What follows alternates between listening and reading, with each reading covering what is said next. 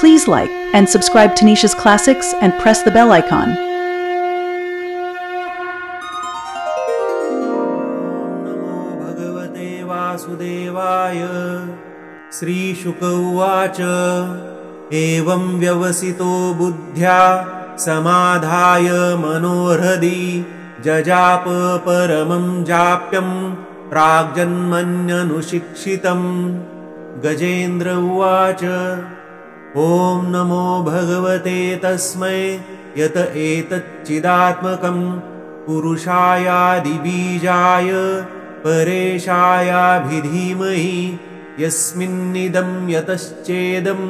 येनेदं य इदं स्वयं योऽस्मात् परस्माच्च परस्तं प्रपद्ये स्वयंभुवम्। यस्वात्मनीदं निजमाययार्पितं क्वचिद्विभातं क्वच तत्तिरोहितम् अविद्धद्रक्साक्षुभयं तदीक्षते स आत्ममूलोऽवतु मां परात्परः। कालेन पञ्चत्वमितेषु कृत्स्नशो लोकेषु पालेषु च सर्वहेतुषु तमस्तदासीद्गहनं गभीरं यस्तस्य पारेऽभिविराजते विभुः। न यस्य देवा ऋषयः पदं विदुर्जन्तु पुनः कोर्हति गन्तुमीरितुं तथा नटस्याकृतिभिर्विचेष्टतो दुरत्ययानुक्रमणः समावतु। दिद्रक्षो यस्य पदं सुमङ्गलं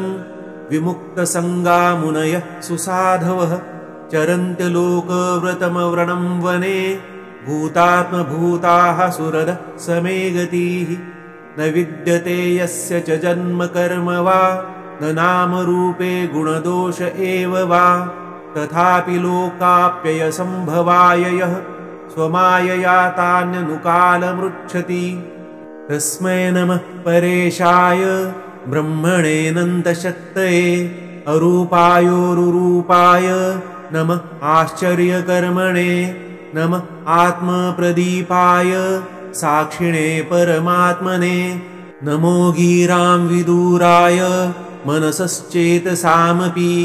सत्त्वेन प्रतिलभ्याय नैष्कर्म्येन विपश्चिता। नमः कैवल्यनाथाय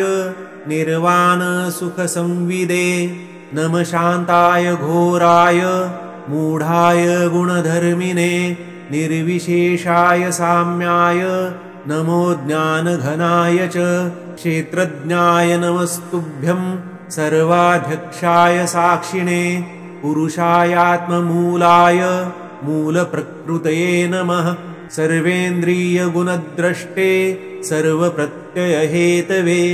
असताच्छाय योक्ताय सदाभासाय ते नमः। नमो नमस्तेऽखिलकारणाय निष्कारणायाद्भुतकारणाय सर्वागमाम्नाय महार्णवाय नमोपवर्गाय परायणाय गुणार्निच्छन्नचिदुष्मपाय तत्क्षोभविस्फुर्जितमानसाय नैष्कर्म्यभावेन विवर्जितागम स्वयं प्रकाशाय नमस्करोमि। माद्रक्प्रपन्नपशुपाशविमोक्षणाय मुक्ताय भूरिकरुणाय नमोलयाय स्वांशेन सर्वतनुभृन्मनसि प्रतीत प्रत्यग्द्रशे भगवते बृहते नमस्ते। आत्मात्मजाप्तग्रहवित्तजनेषु सक्तैर्दुष्प्रापणाय गुणसङ्गविवर्जिताय मुक्तात्मभिः स्वहृदये परिभाविताय ज्ञानात्मने भगवते नम ईश्वराय। यं धर्मकामार्थविमुक्तिकामा भजन्त इष्टां गतिमाप्नुवन्ति किं त्वाशिशोरात्यपि देहमव्ययं करोतु मेदभृदयो विमोक्षणम्। एकान्तिनो यस्य न कञ्चनार्थं वाञ्छन्ति ये वै भगवत्प्रपन्नाः अत्यद्भुतं तच्चरितं सुमङ्गलं गायन्त आनन्दसमुद्रमग्ना तमक्षरं ब्रह्म परं परेशमव्यक्तमाध्यात्मिकयोगगम्यम् अतीन्द्रियं सूक्ष्ममिवातिदूर मनन्तमाद्यं परिपूर्णमीडे यस्य ब्रह्मादयो देवा वेदालोकाश्चराचराः नामरूपविभेदेन फल्व्याचकलया कृताः यथार्चिषोऽग्ने सवितुर्गभस्तयो निर्यान्ति संयान्तसकृत्स्वरोचिषाः तथा यतोऽयं गुणसम्प्रवाहो बुद्धिर्मनः खानि शरीरसर्गाः स वै न देवासुरमर्त्यतिर्यं न स्त्री न षण्ढो न पुमान् न जन्तु नायं गुणः कर्म न सन्न चासन् निषेधशेषो जयतादशेषः जिजीविषेनाहमिहामुया किम् अन्तर्बहिश्चाव्रतये भयोन्या इच्छामि कालेन न यस्य विप्लवस्तस्यात्मलोकावरणस्य मोक्षम् सोऽहं विश्वस्रजं विश्वं विश्वं विश्ववेदसम विश्वात्मानमजं ब्रह्म प्रणतोऽस्मि परं पदम् योगरन्धितकर्माणो हृदि-योगविभाविते योगिनो यं प्रपश्यन्ति योगेशं तं नमोऽस्म्यहम् नमो नमस्तुभ्यमसह्यवेग शक्तित्रयायाखिलधिगुणाय प्रपन्नपालाय दुरन्तशक्तये कदिन्द्रियाणामनवाप्यवर्त्मने नायं वेद स्वमात्मानं यच्छक्तया हन्धिया हतं तं दुरत्ययमाहात्म्यं भगवन्तमितोऽस्म्यहम् श्रीशुक उवाच एवं गजेन्द्रमुपवर्णितनिर्विशेषं ब्रह्मादयो विविधलिङ्गभिदाभिमानाः नयते यदोपसस्रपुर्निखिलात्मकत्वात् तत्राखिलामरमयो हरिराविरासीत् तं तद्वदार्थमुपलभ्य जगन्निवासाः स्तोत्रं निशम्य दिविजयैः सह संस्तुवद्भिः छन्दोमयेन गरुडेन समुह्यमानश्चक्रायुधोऽभ्यगमदाशु गजेन्द्राः सोऽन्तः सरस्सुरुबलेन गृहीत आर्तो दृष्ट्वा गरुत्मतिहरिं ख उपात्तचक्रम्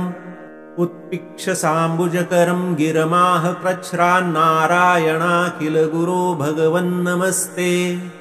तं वीक्ष्य पीडितमजः सहसावतीर्य सग्राहमाशु सरसः कृपयोज्जहार ग्राहाद्विपाटितमुखादरिणा गजेन्द्रं सम्पशतां हरिरमोमुच दुच्छ्रियाणाम्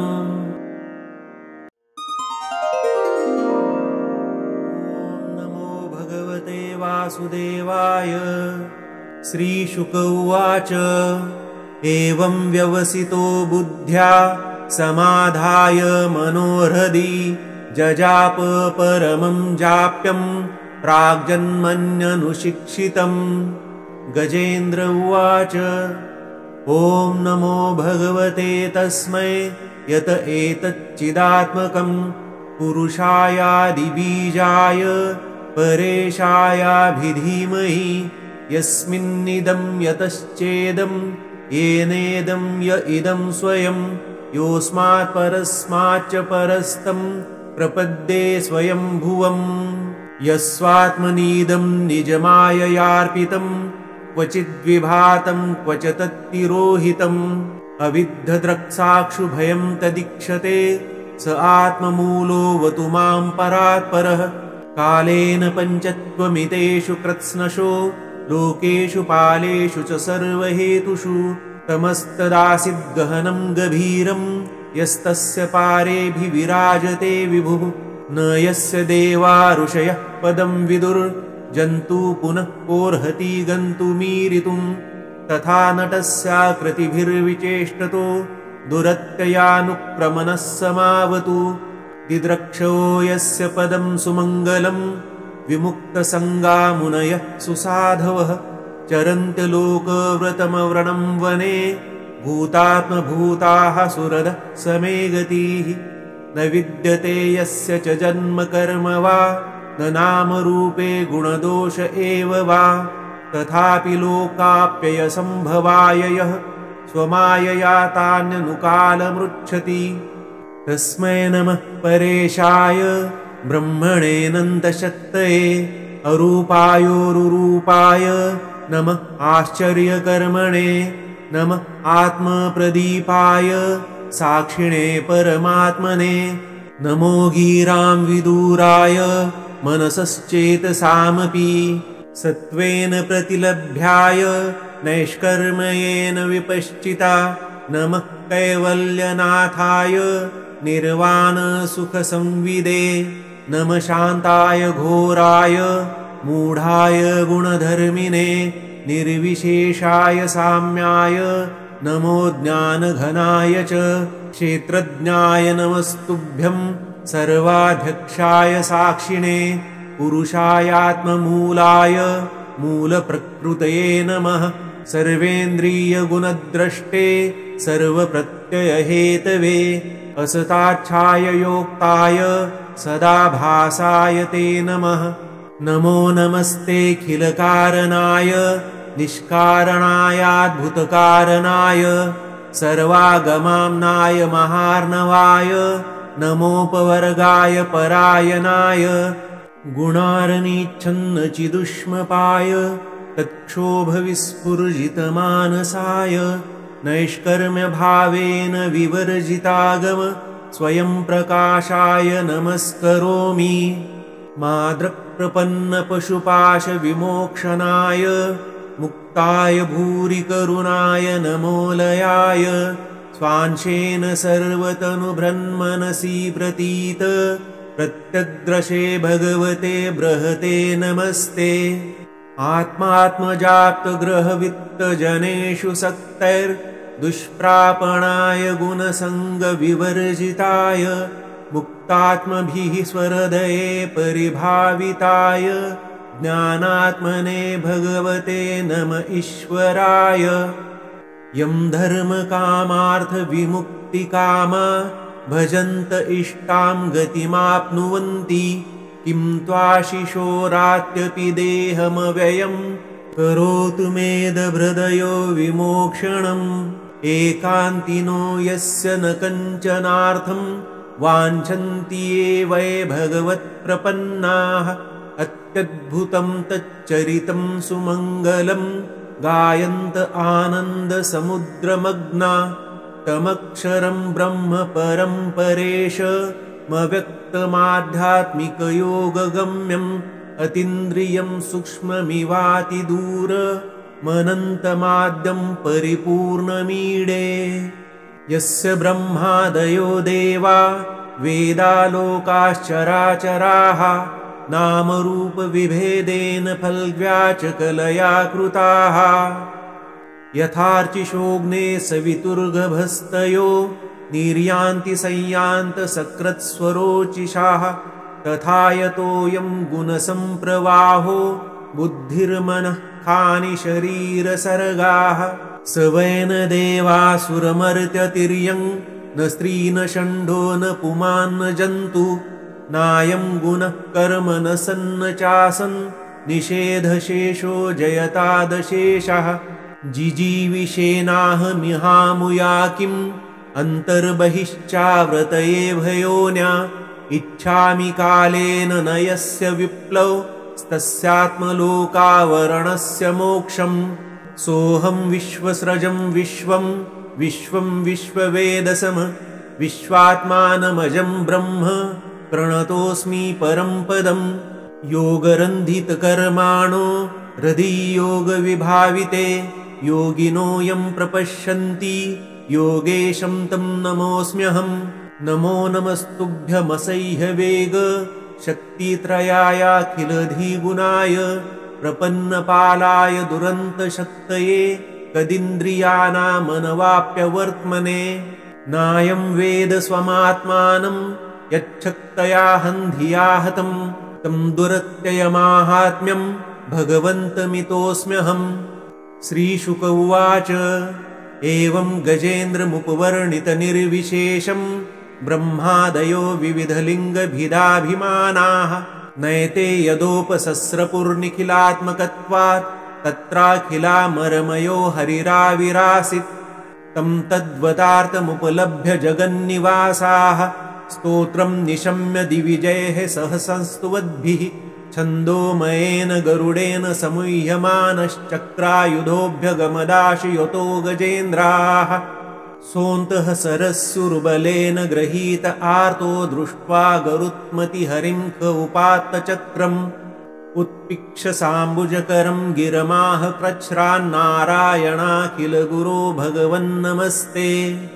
तं वीक्ष पीडितमजः सहसावतीर्य सग्राहमाशु सरसः कृपयोज्जहार ग्राहाद्विपाटितमुखादरिणा गजेन्द्रं सम्पशतां हरिरमुमुचदुच्छ्रियाणाम् नमो भगवते वासुदेवाय।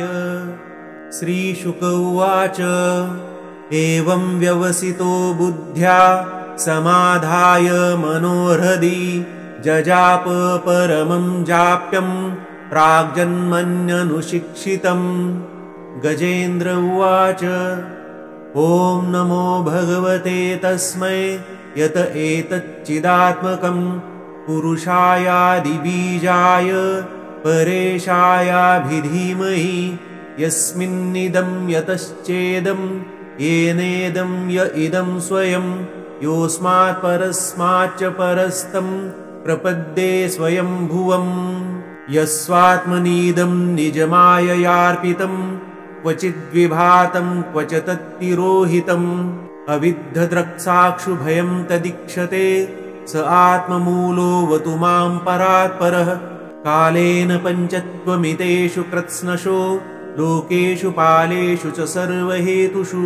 तमस्तदासीद्गहनं गभीरं यस्तस्य पारेऽभिविराजते विभुः न यस्य देवा ऋषयः पदं विदुर्जन्तु पुनः कोऽर्हति गन्तुमीरितुं तथा नटस्याकृतिभिर्विचेष्टतो दुरत्ययानुक्रमणः समावतु दिद्रक्षो यस्य पदं सुमङ्गलं विमुक्तसङ्गा मुनयः सुसाधवः चरन्त्यलोकव्रतमव्रणं वने भूतात्मभूताः सुरदः समे गतिः न विद्यते यस्य च जन्म कर्म वा न नामरूपे गुणदोष एव वा तथापि लोकाप्ययसम्भवाय यः स्वमायया तान्यनुकालमृच्छति तस्मै नमः परेशाय ब्रह्मणेऽनन्तशक्तये अरूपायोरुरूपाय नमः आश्चर्यकर्मणे नमः आत्मप्रदीपाय साक्षिणे परमात्मने नमो गीरां विदूराय मनसश्चेतसामपि सत्त्वेन प्रतिलभ्याय नैष्कर्म्येन विपश्चिता नमः कैवल्यनाथाय निर्वाणसुखसंविदे नमः शान्ताय घोराय मूढाय गुणधर्मिणे निर्विशेषाय साम्याय नमो ज्ञानघनाय च क्षेत्रज्ञाय नमस्तुभ्यं सर्वाध्यक्षाय साक्षिणे पुरुषायात्ममूलाय मूलप्रकृतये नमः सर्वेन्द्रियगुणद्रष्टे सर्वप्रत्ययहेतवे असताच्छाय योक्ताय सदाभासाय ते नमः नमो नमस्तेऽखिलकारणाय निष्कारणायाद्भुतकारणाय सर्वागमाम्नाय महार्णवाय नमोपवर्गाय परायणाय गुणार्निच्छन्नचिदुष्मपाय तत्क्षोभविस्फुर्जितमानसाय नैष्कर्म्यभावेन विवर्जितागम स्वयं प्रकाशाय नमस्करोमि माद्रप्रपन्नपशुपाशविमोक्षणाय मुक्ताय भूरिकरुणाय नमोलयाय स्वांशेन सर्वतनुभृन्मनसि प्रतीत प्रत्यग्रशे भगवते बृहते नमस्ते आत्मात्मजाप्तग्रहवित्तजनेषु सक्तैर्दुष्प्रापणाय गुणसङ्गविवर्जिताय मुक्तात्मभिः स्वहृदये परिभाविताय ज्ञानात्मने भगवते नम ईश्वराय यं धर्मकामार्थविमुक्तिकामा भजन्त इष्टां गतिमाप्नुवन्ति किं त्वाशिशोरात्यपि देहमव्ययम् करोतु मेदभृदयो विमोक्षणम् एकान्तिनो यस्य न कञ्चनार्थम् वाञ्छन्ति ये वै भगवत्प्रपन्नाः अत्यद्भुतं तच्चरितं सुमङ्गलम् गायन्त आनन्दसमुद्रमग्ना तमक्षरं ब्रह्म परं परेशमव्यक्तमाध्यात्मिकयोगगम्यम् अतीन्द्रियं सूक्ष्ममिवातिदूरमनन्तमाद्यं परिपूर्णमीडे यस्य ब्रह्मादयो देवा वेदालोकाश्चराचराः नामरूपविभेदेन फल्व्याचकलया कृताः यथार्चिषोऽग्ने सवितुर्गभस्तयो निर्यान्ति संयान्तसकृत्स्वरोचिषाः तथा यतोऽयं गुणसम्प्रवाहो बुद्धिर्मनः खानि शरीरसर्गाः स वै न देवासुरमर्त्यतिर्यं न स्त्री न षण्डो न पुमान् न जन्तु नायं गुणः कर्म न सन्न चासन् निषेधशेषो जयतादशेषः जिजीविषेनाहमिहामुया किम् अन्तर्बहिश्चाव्रतये भयोन्या इच्छामि कालेन न यस्य विप्लवस्तस्यात्मलोकावरणस्य मोक्षम् सोऽहं विश्वस्रजं विश्वं विश्वं विश्ववेदसम विश्वात्मानमजं ब्रह्म प्रणतोऽस्मि परं पदम् योगरन्धितकर्माणो हृदि-योगविभाविते योगिनो यं प्रपश्यन्ति योगेशं तं नमोऽस्म्यहम् नमो नमस्तुभ्यमसह्यवेग शक्तित्रयायाखिलधिगुणाय प्रपन्नपालाय दुरन्तशक्तये कदिन्द्रियाणामनवाप्यवर्त्मने नायं वेद स्वमात्मानं यच्छक्तया हन्धिया हतं तं दुरत्ययमाहात्म्यं भगवन्तमितोऽस्म्यहम् श्रीशुक उवाच एवं गजेन्द्रमुपवर्णितनिर्विशेषं ब्रह्मादयो विविधलिङ्गभिदाभिमानाः नयते यदोपसस्रपुर्निखिलात्मकत्वात् तत्राखिलामरमयो हरिराविरासीत् तं तद्वतार्थमुपलभ्य जगन्निवासाः स्तोत्रं निशम्य दिविजयैः सह संस्तुवद्भिः छन्दोमयेन गरुडेन समुह्यमानश्चक्रायुधोऽभ्यगमदाशयतो गजेन्द्राः सोऽन्तः सरस्युर्बलेन गृहीत आर्तो दृष्ट्वा गरुत्मतिहरिं क उपात्तचक्रम् उत्पिक्षसाम्बुजकरं गिरमाह कृच्छ्रान्नारायणाखिलगुरो भगवन्नमस्ते तं वीक्ष्य सहसावतीर्य सग्राहमाशु सरसः कृपयोज्जहार ग्राहाद्विपाटितमुखादरिणा गजेन्द्रं सम्पशतां हरिरमुमुचदुच्छ्रियाणाम्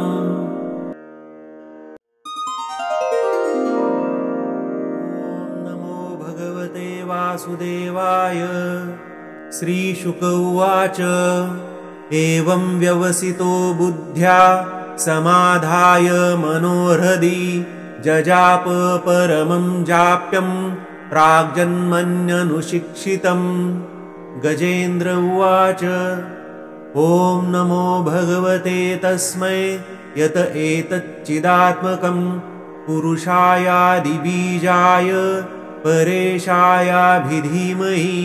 यस्मिन्निदं यतश्चेदं येनेदं य इदं स्वयं योऽस्मात् परस्माच्च परस्तं प्रपद्ये स्वयंभुवम् यस्वात्मनीदं निजमाययार्पितं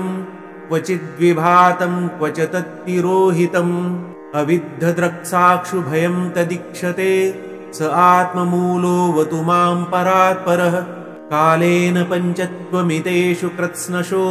लोकेषु पालेषु च सर्वहेतुषु तमस्तदासीद्गहनं गभीरं यस्तस्य पारेऽभिविराजते विभुः न यस्य देवा ऋषयः पदं विदुर्जन्तु पुनः कोऽर्हति गन्तुमीरितुं तथा नटस्याकृतिभिर्विचेष्टतो दुरत्ययानुक्रमणः समावतु दिद्रक्षो यस्य पदं सुमङ्गलं विमुक्तसङ्गा मुनयः सुसाधवः चरन्त्यलोकव्रतमव्रणं वने भूतात्मभूताः सुरदः समे गतिः न विद्यते यस्य च जन्म कर्म वा न नामरूपे गुणदोष एव वा तथापि लोकाप्ययसम्भवाय यः स्वमायया तान्यनुकालमृच्छति तस्मै नमः परेशाय ब्रह्मणेऽनन्तशक्तये अरूपायोरुरूपाय नमः आश्चर्यकर्मणे नमः आत्मप्रदीपाय साक्षिणे परमात्मने नमो गीरां विदूराय मनसश्चेतसामपि सत्त्वेन प्रतिलभ्याय नैष्कर्म्येन विपश्चिता नमः कैवल्यनाथाय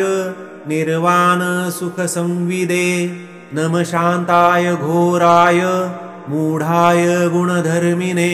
निर्विशेषाय साम्याय नमो ज्ञानघनाय च क्षेत्रज्ञाय नमस्तुभ्यं सर्वाध्यक्षाय साक्षिणे पुरुषायात्ममूलाय मूलप्रकृतये नमः सर्वेन्द्रियगुणद्रष्टे सर्वप्रत्ययहेतवे असताच्छाय योक्ताय सदाभासाय ते नमः नमो नमस्तेऽखिलकारणाय निष्कारणायाद्भुतकारणाय सर्वागमाम्नाय महार्णवाय नमोपवर्गाय परायणाय गुणार्निच्छन्नचिदुष्मपाय तत्क्षोभविस्फुर्जितमानसाय नैष्कर्म्यभावेन विवर्जितागम स्वयं प्रकाशाय नमस्करोमि माद्रप्रपन्नपशुपाशविमोक्षणाय मुक्ताय भूरिकरुणाय नमोलयाय स्वांशेन सर्वतनुभृन्मनसि प्रतीत प्रत्यग्रशे भगवते बृहते नमस्ते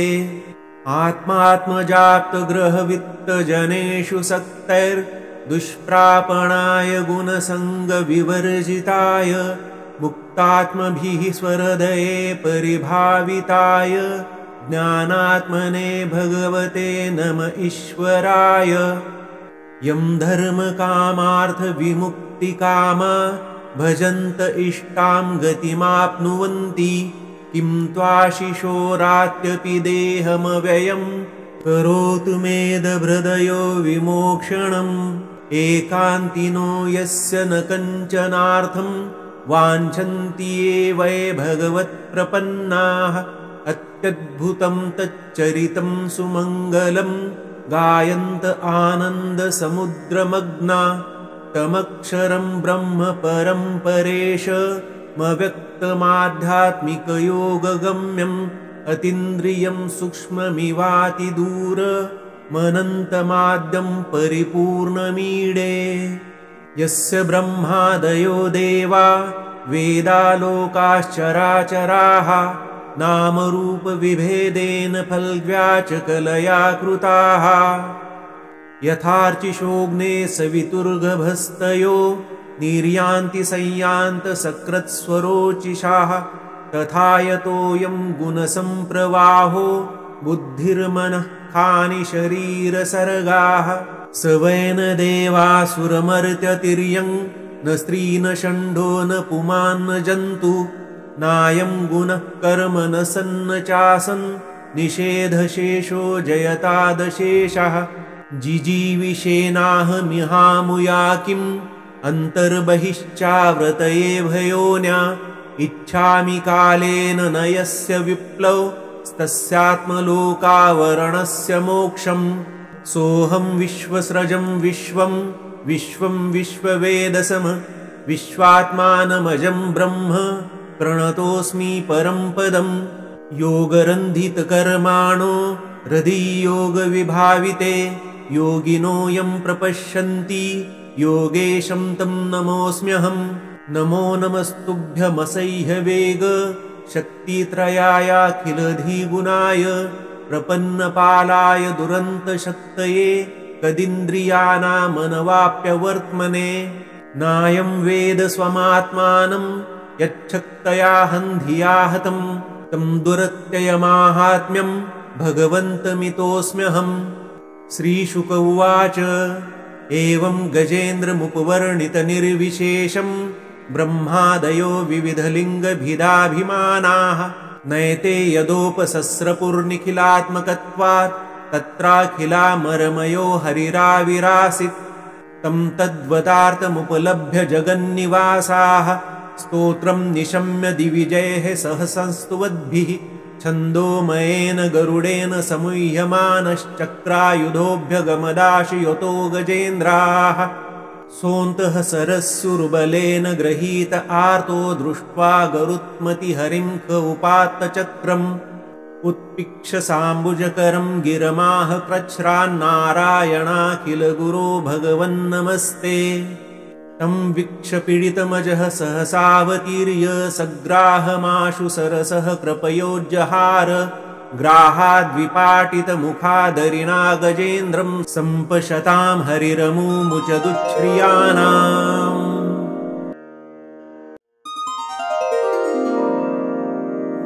नमो भगवते वासुदेवाय। श्रीशुक उवाच एवं व्यवसितो बुद्ध्या समाधाय मनोहृदि जजाप परमं जाप्यं प्राग्जन्मन्यनुशिक्षितम्। गजेन्द्र उवाच ॐ नमो भगवते तस्मै यत एतच्चिदात्मकं पुरुषायादिबीजाय परेशायाभिधीमहि यस्मिन्निदं यतश्चेदं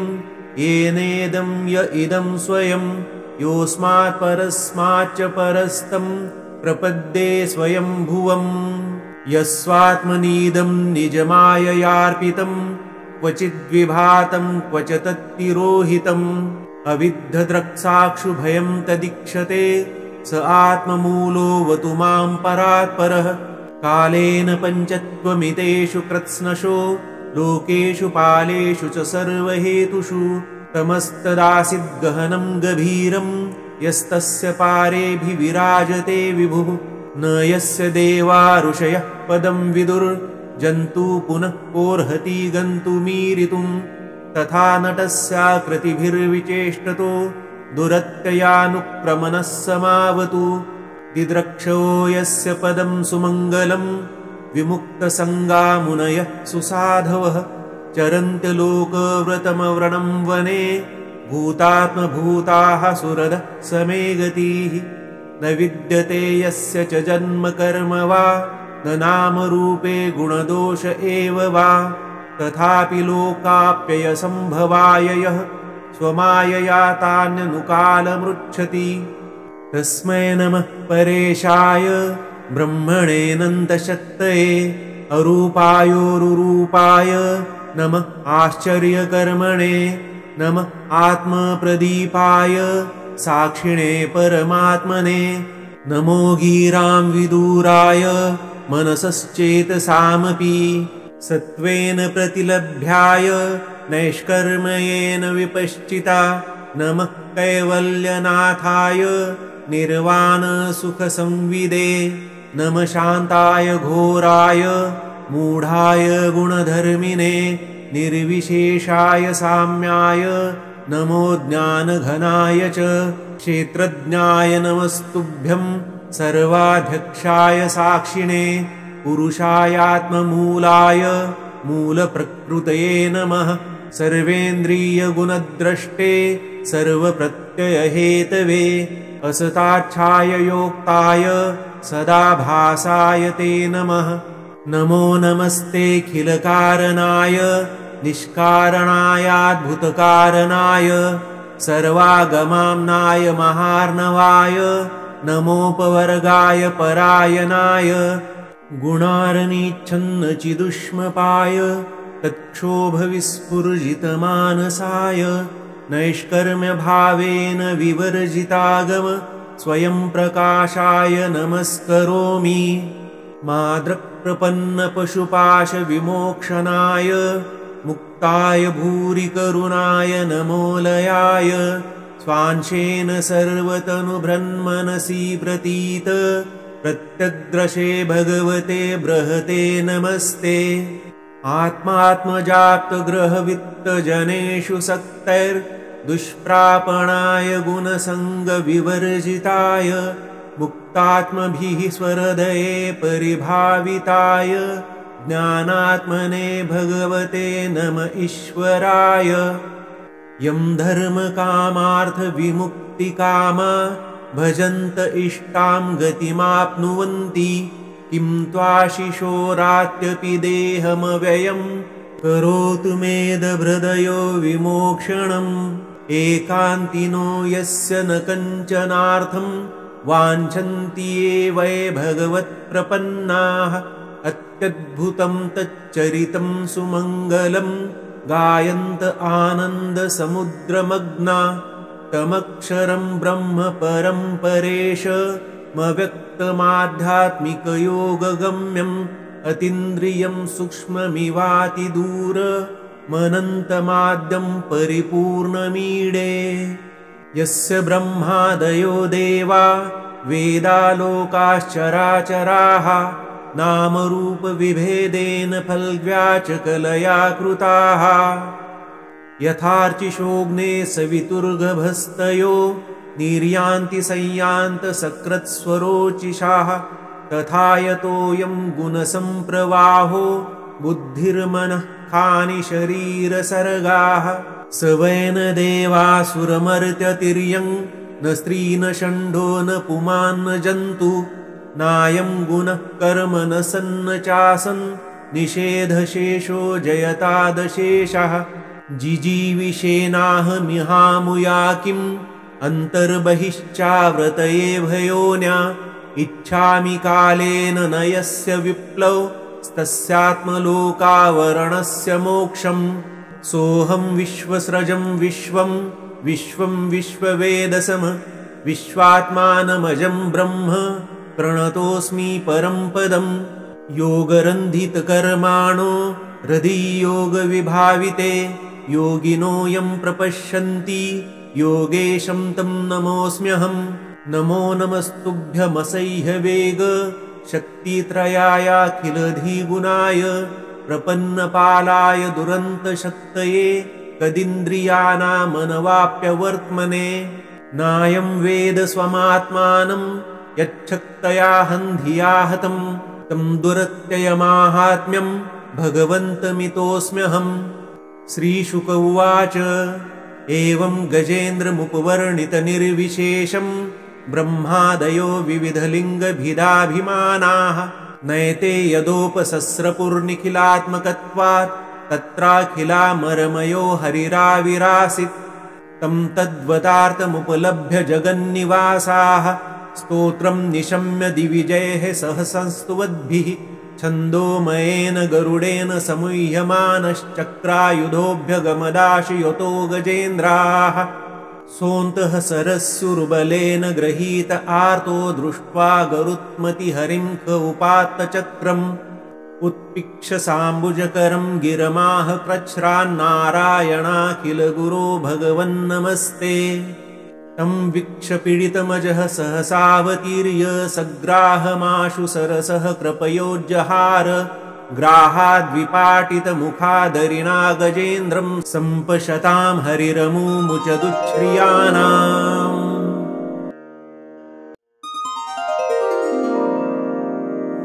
नमो भगवते वासुदेवाय। श्रीशुक उवाच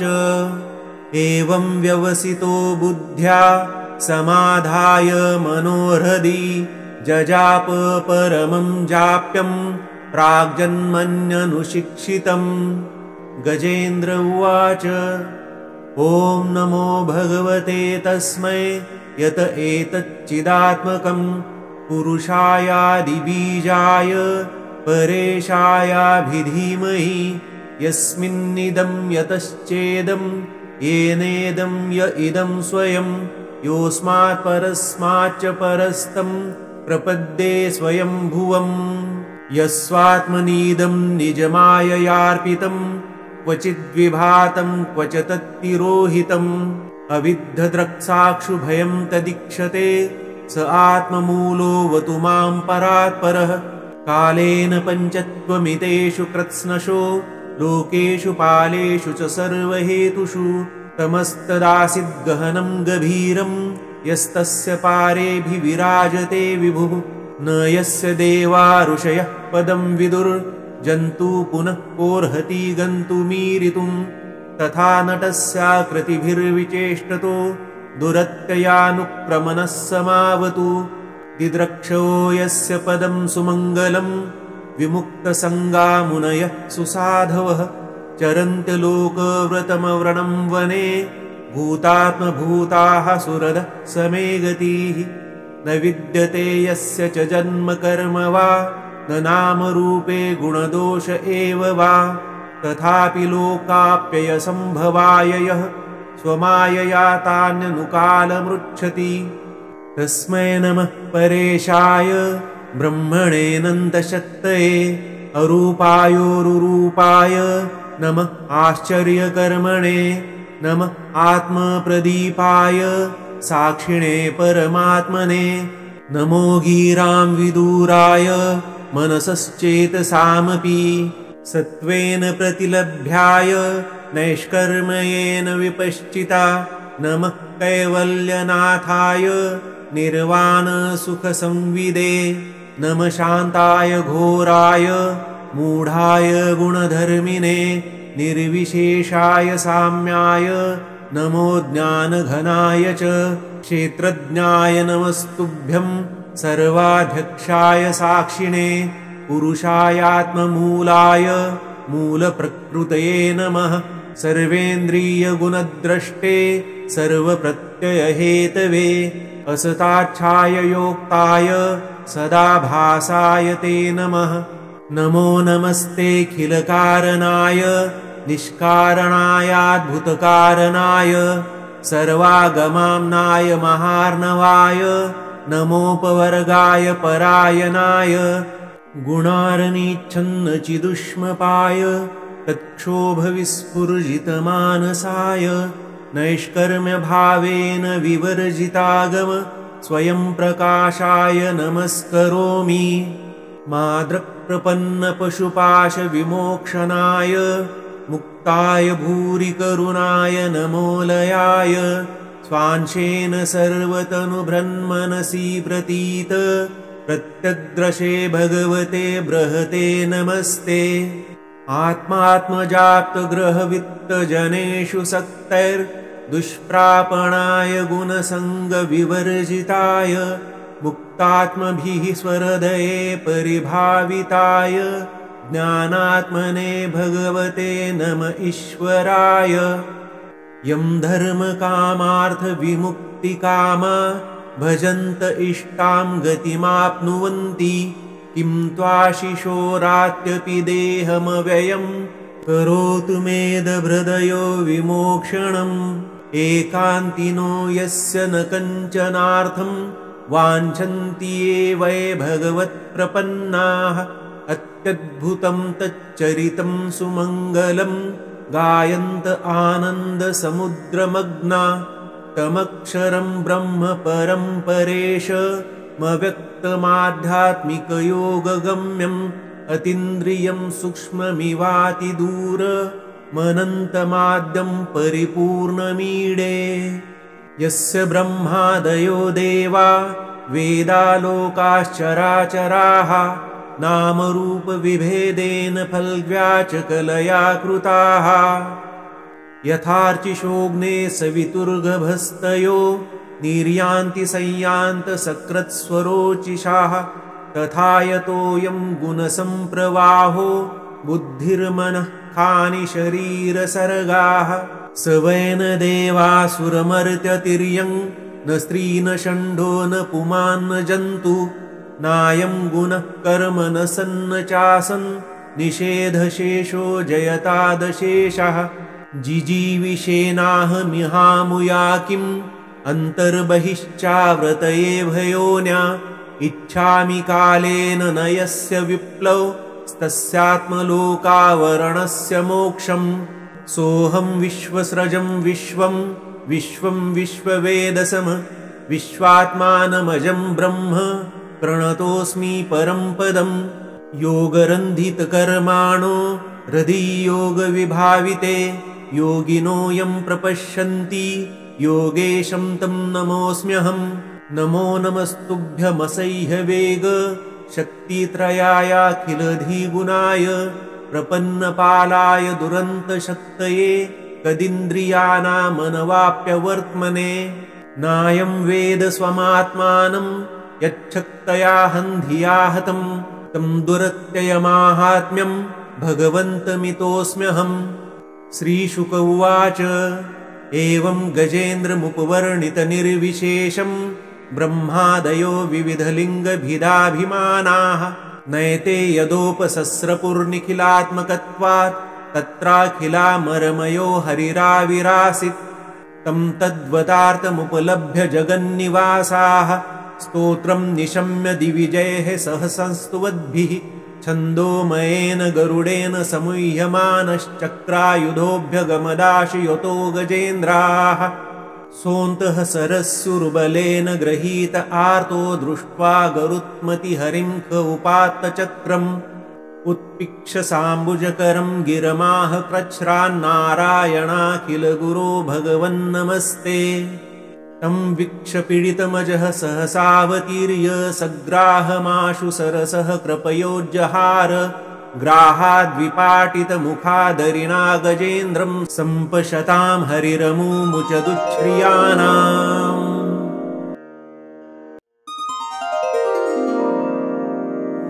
नमो भगवते वासुदेवाय। श्रीशुक उवाच एवं व्यवसितो बुद्ध्या समाधाय मनोहृदि जजाप परमं जाप्यं प्राग्जन्मन्यनुशिक्षितम्। गजेन्द्र उवाच ॐ नमो भगवते तस्मै यत एतच्चिदात्मकं पुरुषायादिबीजाय परेशायाभिधीमहि यस्मिन्निदं यतश्चेदं येनेदं य इदं स्वयं योऽस्मात् परस्माच्च परस्तं प्रपद्ये स्वयंभुवम् यस्वात्मनीदं निजमाययार्पितं क्वचिद्विभातं क्वच तत्तिरोहितम् अविद्धद्रक्साक्षुभयं तदीक्षते स आत्ममूलोऽवतु मां परात्परः कालेन पञ्चत्वमितेषु कृत्स्नशो लोकेषु पालेषु च सर्वहेतुषु तमस्तदासीद्गहनं गभीरं यस्तस्य पारेऽभिविराजते विभुः न यस्य देवा ऋषयः पदं विदुर्जन्तु पुनः कोर्हति गन्तुमीरितुं तथा नटस्याकृतिभिर्विचेष्टतो दुरत्ययानुक्रमणः समावतु दिद्रक्षो यस्य पदं सुमङ्गलं विमुक्तसङ्गा मुनयः सुसाधवः चरन्त्यलोकव्रतमव्रणं वने भूतात्मभूताः सुरदः समे गतिः न विद्यते यस्य च जन्म कर्म वा न नामरूपे गुणदोष एव वा तथापि लोकाप्ययसम्भवाय यः स्वमायया तान्यनुकालमृच्छति तस्मै नमः परेशाय ब्रह्मणेऽनन्तशक्तये अरूपायोरुरूपाय नमः आश्चर्यकर्मणे नमः आत्मप्रदीपाय साक्षिणे परमात्मने नमो गीरां विदूराय मनसश्चेतसामपि सत्त्वेन प्रतिलभ्याय नैष्कर्म्येन विपश्चिता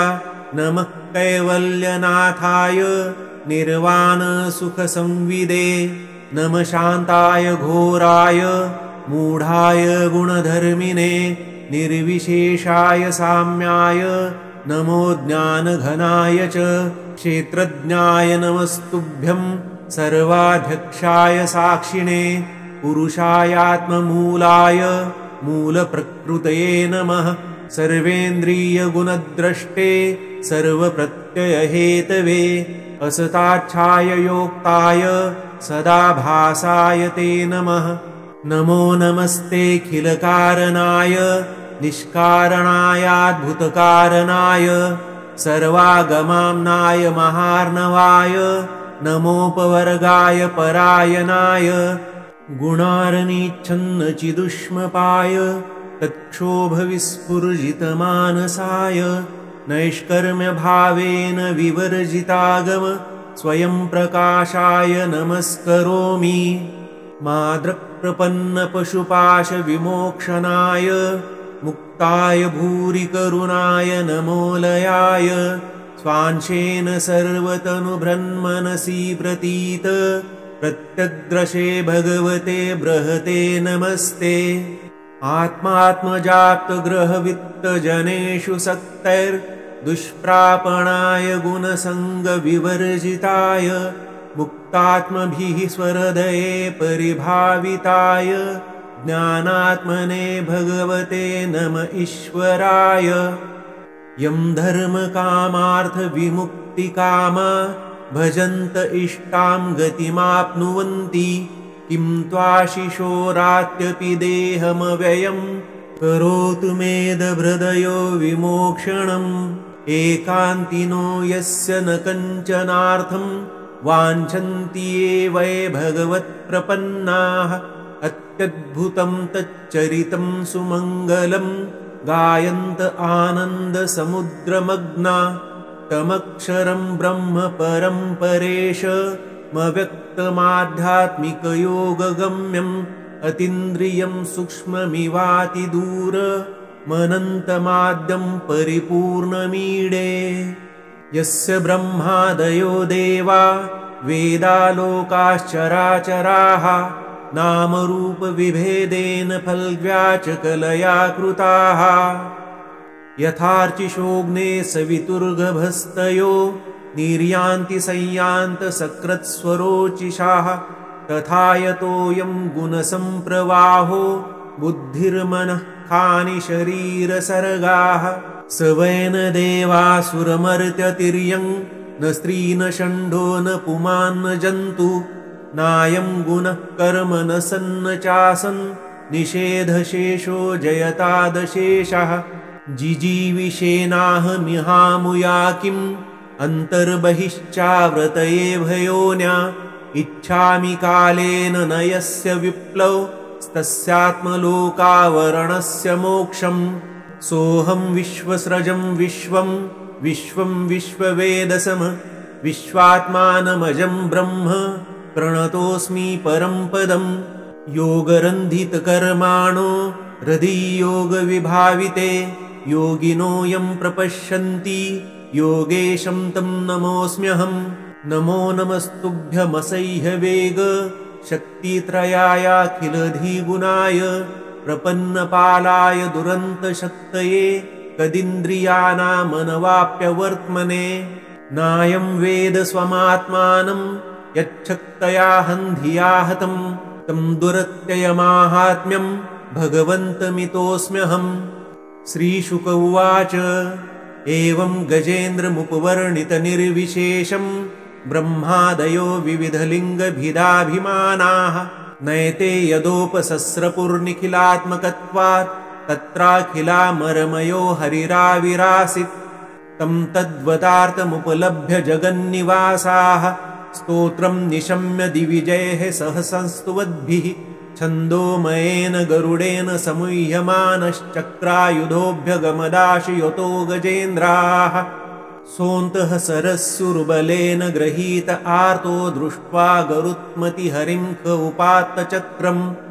उत्पिक्षसाम्बुजकरं गिरमाह कृच्छ्रान्नारायणाखिलगुरो भगवन्नमस्ते तं वीक्ष्य सहसावतीर्य सग्राहमाशु सरसः कृपयोज्जहार ग्राहाद्विपाटितमुखादरिणा गजेन्द्रं सम्पशतां हरिरमुमुचदुच्छ्रियाणाम्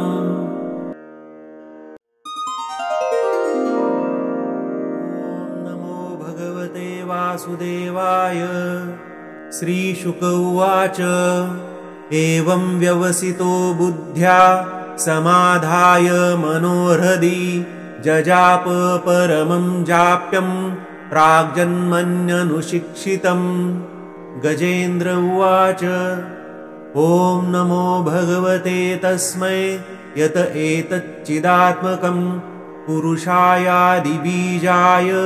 परेशायाभिधीमहि यस्मिन्निदं यतश्चेदं येनेदं य इदं स्वयं योऽस्मात् परस्माच्च परस्तं प्रपद्ये स्वयंभुवम् यस्वात्मनीदं निजमाययार्पितं क्वचिद्विभातं क्वच तत्तिरोहितम् अविद्धद्रक्साक्षुभयं तदीक्षते स आत्ममूलोऽवतु मां परात्परः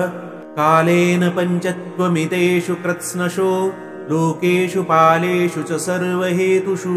तमस्तदासीद्गहनं गभीरं यस्तस्य पारेऽभिविराजते विभुः न यस्य देवा ऋषयः पदं विदुर्जन्तु पुनः कोऽर्हति गन्तुमीरितुं तथा नटस्याकृतिभिर्विचेष्टतो दुरत्ययानुक्रमणः समावतु दिद्रक्षो यस्य पदं सुमङ्गलं विमुक्तसङ्गामुनयः सुसाधवः चरन्त्यलोकव्रतमव्रणं वने भूतात्मभूताः सुरदः समे गतिः न विद्यते यस्य च जन्म कर्म वा न नामरूपे गुणदोष एव वा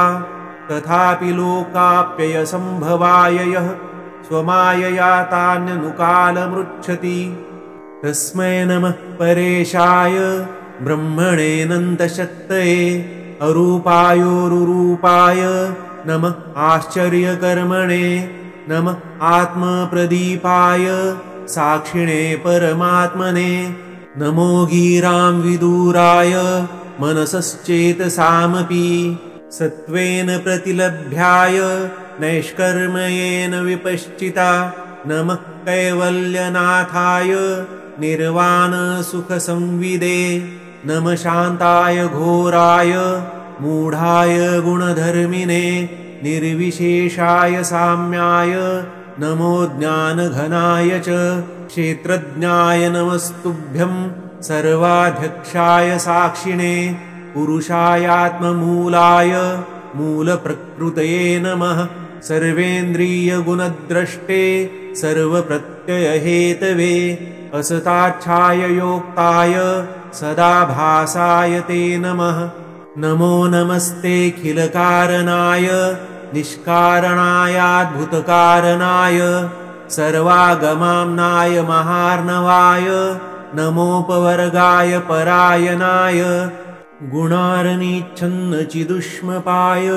तत्क्षोभविस्फुर्जितमानसाय नैष्कर्म्यभावेन विवर्जितागम स्वयं प्रकाशाय नमस्करोमि माद्रप्रपन्नपशुपाशविमोक्षणाय मुक्ताय भूरिकरुणाय नमोलयाय स्वांशेन सर्वतनुभृन्मनसि प्रतीत प्रत्यग्रशे भगवते बृहते नमस्ते आत्मात्मजाप्तग्रहवित्तजनेषु सक्तैर्दुष्प्रापणाय गुणसङ्गविवर्जिताय मुक्तात्मभिः स्वहृदये परिभाविताय ज्ञानात्मने भगवते नम ईश्वराय यं धर्मकामार्थविमुक्तिकामा भजन्त इष्टां गतिमाप्नुवन्ति किं त्वाशिशोरात्यपि देहमव्ययं करोतु मेदभृदयो विमोक्षणम् एकान्तिनो यस्य न कञ्चनार्थं वाञ्छन्ति ये वै भगवत्प्रपन्नाः अत्यद्भुतं तच्चरितं सुमङ्गलं गायन्त आनन्दसमुद्रमग्ना तमक्षरं ब्रह्म परं परेशमव्यक्तमाध्यात्मिकयोगगम्यम् अतीन्द्रियं सूक्ष्ममिवातिदूरमनन्तमाद्यं परिपूर्णमीडे यस्य ब्रह्मादयो देवा वेदालोकाश्चराचराः नामरूपविभेदेन फल्व्याचकलया कृताः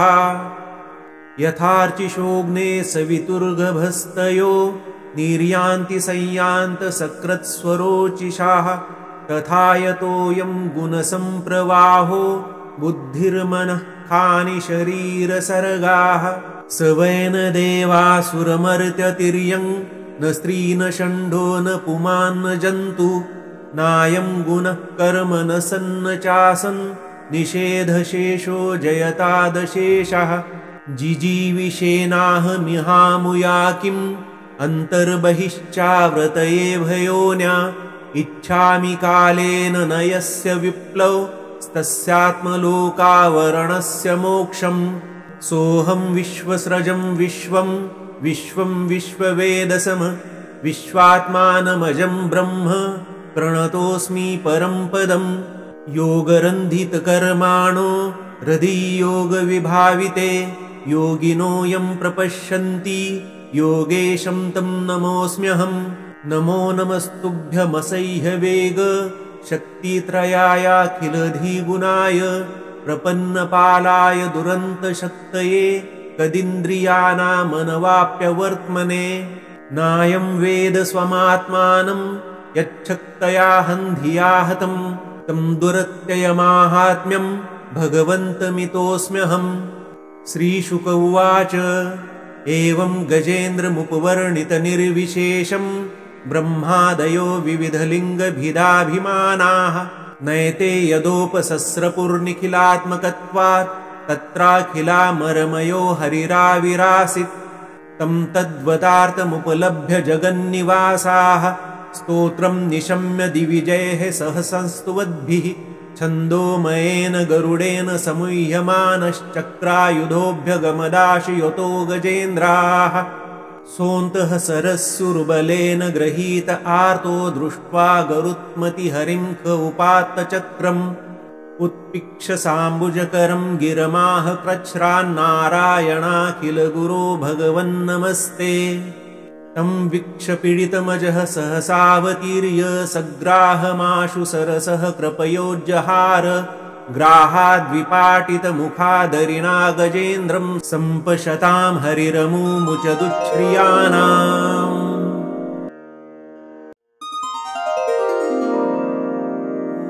नमो भगवते वासुदेवाय।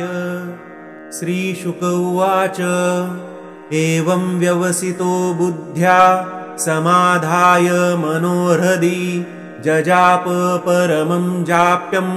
प्राग्जन्मन्यनुशिक्षितम्। गजेन्द्र उवाच ॐ नमो भगवते तस्मै यत एतच्चिदात्मकं पुरुषायादिबीजाय परेशायाभिधीमहि यस्मिन्निदं यतश्चेदं येनेदं य इदं स्वयं योऽस्मात् परस्माच्च परस्तं प्रपद्ये स्वयं भुवम् यस्वात्मनीदं निजमाययार्पितं क्वचिद्विभातं क्वच तत्तिरोहितम् अविद्धद्रक्साक्षुभयं तदीक्षते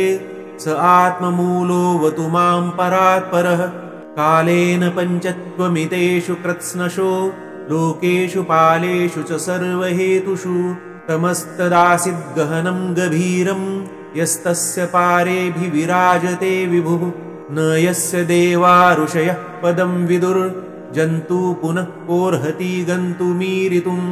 तथा नटस्याकृतिभिर्विचेष्टतो दुरत्ययानुक्रमणः समावतु दिद्रक्षो यस्य पदं सुमङ्गलं विमुक्तसङ्गा मुनयः सुसाधवः चरन्त्यलोकव्रतमव्रणं वने भूतात्मभूताः सुरदः समे गतिः न विद्यते यस्य च जन्म कर्म वा न नामरूपे गुणदोष एव वा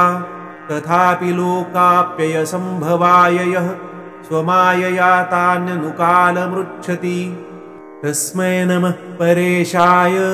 ब्रह्मणेऽनन्तशक्तये अरूपायोरुरूपाय नमः आश्चर्यकर्मणे नमः आत्मप्रदीपाय साक्षिणे परमात्मने नमो गीरां विदूराय मनसश्चेतसामपि सत्त्वेन प्रतिलभ्याय नैष्कर्म्येन विपश्चिता नमः कैवल्यनाथाय निर्वाणसुखसंविदे नमः शान्ताय घोराय मूढाय गुणधर्मिणे निर्विशेषाय साम्याय नमो ज्ञानघनाय च क्षेत्रज्ञाय नमस्तुभ्यं सर्वाध्यक्षाय साक्षिणे पुरुषायात्ममूलाय मूलप्रकृतये नमः सर्वेन्द्रियगुणद्रष्टे सर्वप्रत्ययहेतवे असताच्छाय योक्ताय सदाभासाय ते नमः नमो नमस्तेऽखिलकारणाय निष्कारणायाद्भुतकारणाय सर्वागमाम्नाय महार्णवाय नमोपवर्गाय परायणाय गुणार्निच्छन्नचिदुष्मपाय तत्क्षोभविस्फुर्जितमानसाय नैष्कर्म्यभावेन विवर्जितागम स्वयं प्रकाशाय नमस्करोमि माद्रप्रपन्नपशुपाशविमोक्षणाय मुक्ताय भूरिकरुणाय नमोलयाय स्वांशेन सर्वतनुभृन्मनसि प्रतीत प्रत्यग्रशे भगवते बृहते नमस्ते आत्मात्मजाप्तग्रहवित्तजनेषु सक्तैर्दुष्प्रापणाय गुणसङ्गविवर्जिताय मुक्तात्मभिः स्वहृदये परिभाविताय ज्ञानात्मने भगवते नम ईश्वराय यं धर्मकामार्थविमुक्तिकामा भजन्त इष्टां गतिमाप्नुवन्ति किं त्वाशिशोरात्यपि देहमव्ययं करोतु मेदभृदयो विमोक्षणम् एकान्तिनो यस्य न कञ्चनार्थं वाञ्छन्ति ये वै भगवत्प्रपन्नाः अत्यद्भुतं तच्चरितं सुमङ्गलं गायन्त आनन्दसमुद्रमग्ना तमक्षरं ब्रह्म परं परेशमव्यक्तमाध्यात्मिकयोगगम्यम् अतीन्द्रियं सूक्ष्ममिवातिदूरमनन्तमाद्यं परिपूर्णमीडे यस्य ब्रह्मादयो देवा वेदालोकाश्चराचराः नामरूपविभेदेन फल्व्याचकलया कृताः यथार्चिषोऽग्ने सवितुर्गभस्तयो निर्यान्ति संयान्तसकृत्स्वरोचिषाः तथा यतोऽयं गुणसम्प्रवाहो बुद्धिर्मनः खानि शरीरसर्गाः स वै न देवासुरमर्त्यतिर्यं न स्त्री न षण्ढो न पुमान् न जन्तु नायं गुणः कर्म न सन्न चासन् निषेधशेषो जयतादशेषः जिजीविषेनाहमिहामुया किम् अन्तर्बहिश्चाव्रतये भयोन्या इच्छामि कालेन न यस्य विप्लवस्तस्यात्मलोकावरणस्य मोक्षम् सोऽहं विश्वस्रजं विश्वं विश्वं विश्ववेदसम विश्वात्मानमजं ब्रह्म प्रणतोऽस्मि परं पदम् योगरन्धितकर्माणो हृदि-योगविभाविते योगिनो यं प्रपश्यन्ति योगेशं तं नमोऽस्म्यहम् नमो नमस्तुभ्यमसह्यवेग शक्तित्रयायाखिलधिगुणाय प्रपन्नपालाय दुरन्तशक्तये कदिन्द्रियाणामनवाप्यवर्त्मने नायं वेद स्वमात्मानं यच्छक्तया हन्धिया हतं तं दुरत्ययमाहात्म्यं भगवन्तमितोऽस्म्यहम् श्रीशुक उवाच एवं गजेन्द्रमुपवर्णितनिर्विशेषं ब्रह्मादयो विविधलिङ्गभिदाभिमानाः नयते यदोपसस्रपुर्निखिलात्मकत्वात् तत्राखिलामरमयो हरिराविरासीत् तं तद्वतार्थमुपलभ्य जगन्निवासाः स्तोत्रं निशम्य दिविजयः सह संस्तुवद्भिः छन्दोमयेन गरुडेन समुह्यमानश्चक्रायुधोऽभ्यगमदाशयतो गजेन्द्राः सोऽन्तः सरस्सुर्बलेन गृहीत आर्तो दृष्ट्वा गरुत्मतिहरिं ख उपात्तचक्रम् उत्पिक्षसाम्बुजकरं गिरमाह कृच्छ्रान्नारायणाखिलगुरो भगवन्नमस्ते तं वीक्ष्य सहसावतीर्य सग्राहमाशु सरसः कृपयोज्जहार ग्राहाद्विपाटितमुखादरिणा गजेन्द्रं सम्पशतां हरिरमुमुचदुच्छ्रियाणाम्।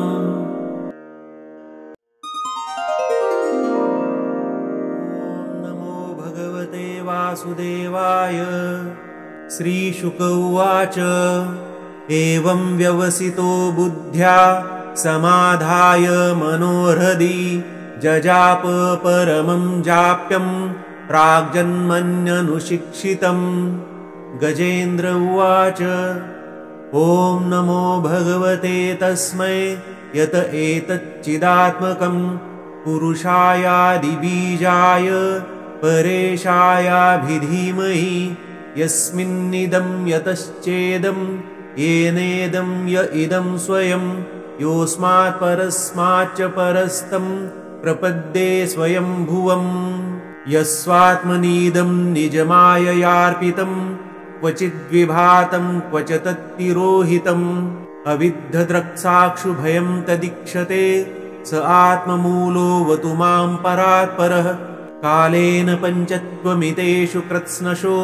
लोकेषु पालेषु च सर्वहेतुषु तमस्तदासीद्गहनं गभीरं यस्तस्य पारेऽभिविराजते विभुः। न यस्य देवा ऋषयः पदं विदुर्जन्तु पुनः कोर्हति गन्तुमीरितुं तथा नटस्याकृतिभिर्विचेष्टतो दुरत्ययानुक्रमणः समावतु। दिद्रक्षो यस्य पदं सुमङ्गलं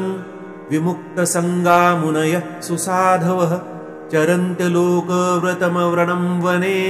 भूतात्मभूताः सुरदः समे गतिः। न विद्यते यस्य च जन्म कर्म वा न नामरूपे गुणदोष एव वा तथापि लोकाप्ययसम्भवाय यः स्वमायया तान्यनुकालमृच्छति। तस्मै नमः परेशाय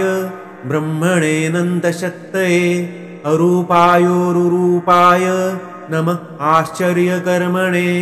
नमः आत्मप्रदीपाय साक्षिणे परमात्मने। नमो गीरां विदूराय मनसश्चेतसामपि सत्त्वेन प्रतिलभ्याय नैष्कर्म्येन विपश्चिता। नमः कैवल्यनाथाय निर्वाणसुखसंविदे नमः शान्ताय घोराय मूढाय गुणधर्मिणे निर्विशेषाय साम्याय नमो ज्ञानघनाय च क्षेत्रज्ञाय नमस्तुभ्यं सर्वाध्यक्षाय साक्षिणे पुरुषायात्ममूलाय मूलप्रकृतये नमः। सर्वेन्द्रियगुणद्रष्टे सर्वप्रत्ययहेतवे असताच्छाय योक्ताय सदाभासाय ते नमः। नमो नमस्तेऽखिलकारणाय निष्कारणायाद्भुतकारणाय सर्वागमाम्नाय महार्णवाय नमोपवर्गाय परायणाय गुणार्निच्छन्नचिदुष्मपाय तत्क्षोभविस्फुर्जितमानसाय नैष्कर्म्यभावेन विवर्जितागम स्वयं प्रकाशाय नमस्करोमि। माद्रप्रपन्नपशुपाशविमोक्षणाय मुक्ताय भूरिकरुणाय नमोलयाय स्वांशेन सर्वतनुभृन्मनसि प्रतीत प्रत्यग्रशे भगवते बृहते नमस्ते। आत्मात्मजाप्तग्रहवित्तजनेषु सक्तैर्दुष्प्रापणाय गुणसङ्गविवर्जिताय मुक्तात्मभिः स्वहृदये परिभाविताय ज्ञानात्मने भगवते नम ईश्वराय। यं धर्मकामार्थविमुक्तिकामा भजन्त इष्टां गतिमाप्नुवन्ति किं त्वाशिशोरात्यपि देहमव्ययं करोतु मेदभृदयो विमोक्षणम्। एकान्तिनो यस्य न कञ्चनार्थं वाञ्छन्ति ये वै भगवत्प्रपन्नाः अत्यद्भुतं तच्चरितं सुमङ्गलं गायन्त आनन्दसमुद्रमग्ना तमक्षरं ब्रह्म परं परेशमव्यक्तमाध्यात्मिकयोगगम्यं अतीन्द्रियं सूक्ष्ममिवातिदूर मनन्तमाद्यं परिपूर्णमीडे यस्य ब्रह्मादयो देवा वेदालोकाश्चराचराः नामरूपविभेदेन फल्व्याचकलया कृताः यथार्चिषोऽग्ने सवितुर्गभस्तयो निर्यान्ति संयान्तसकृत्स्वरोचिषाः तथा यतोऽयं गुणसम्प्रवाहो बुद्धिर्मनः खानि शरीरसर्गाः स वै न देवासुरमर्त्यतिर्यं न स्त्री न षण्डो न पुमान् न जन्तु नायं गुणः कर्म न सन्न चासन् निषेधशेषो जयतादशेषः जिजीविषेनाहमिहामुया किम् अन्तर्बहिश्चाव्रतये भयोन्या इच्छामि कालेन न यस्य विप्लवस्तस्यात्मलोकावरणस्य मोक्षम् सोऽहं विश्वस्रजं विश्वं विश्वं विश्ववेदसम विश्वात्मानमजं ब्रह्म प्रणतोऽस्मि परं पदम् योगरन्धितकर्माणो हृदीयोगविभाविते योगिनो यं प्रपश्यन्ति योगेशं तं नमोऽस्म्यहम् नमो नमस्तुभ्यमसह्यवेग शक्तित्रयायाखिलधिगुणाय प्रपन्नपालाय दुरन्तशक्तये कदिन्द्रियाणामनवाप्यवर्त्मने नायं वेद स्वमात्मानं यच्छक्तया हन्धिया हतं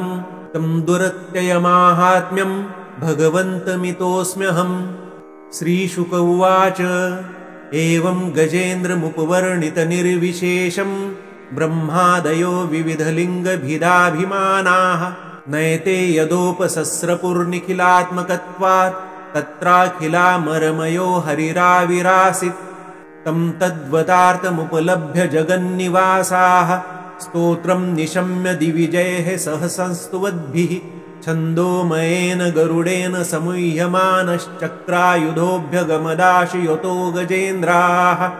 सोऽन्तः सरस्युर्बलेन गृहीत आर्तो दृष्ट्वा गरुत्मतिहरिं ख उपात्तचक्रम्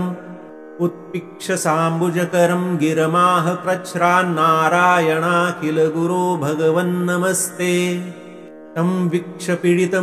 सहसावतीर्य सग्राहमाशु सरसः कृपयोज्जहार ग्राहाद्विपाटितमुखादरिणा गजेन्द्रं सम्पशतां हरिरमुमुचदुच्छ्रियाणाम्